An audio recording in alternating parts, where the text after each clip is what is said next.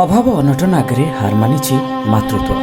ଦାରିଦ୍ର୍ୟ ଯୋଗୁଁ ନିଜର ନବଜାତ କନ୍ୟାକୁ ଲାଳନ ପାଳନ ପାଇଁ ଅନ୍ୟ ହାତକୁ ଟେକି ଦେଇଥିଲା ମା।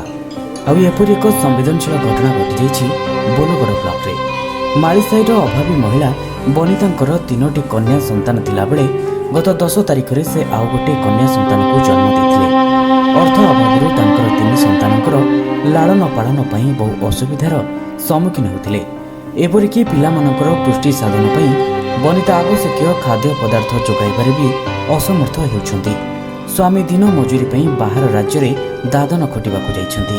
ଆଉ ସେଠି ଯାହା କିଛି ଅର୍ଥ ପଠାନ୍ତି ତାହା ପରିବାର ଆବଶ୍ୟକତା ମେଣ୍ଟାଇ ପାରିନଥାଏ।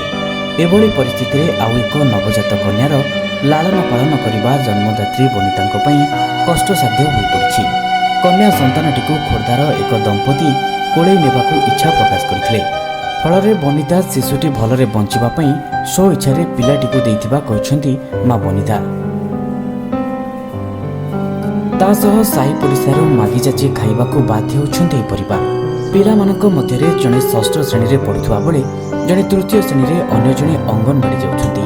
କିଭଳି ଅପପୃଷ୍ଟିରୁ ପିଲାମାନଙ୍କୁ ବଞ୍ଚାଇ ହେବ ସେଥିପ୍ରତି ପ୍ରଶାସନ ପକ୍ଷରୁ ସହାୟତା ଯୋଗାଇ ଦେବାକୁ ସ୍ଥାନୀୟ ଗ୍ରାମବାସୀମାନେ ଦାବି କରିଛନ୍ତି। Bureau report, ATV news.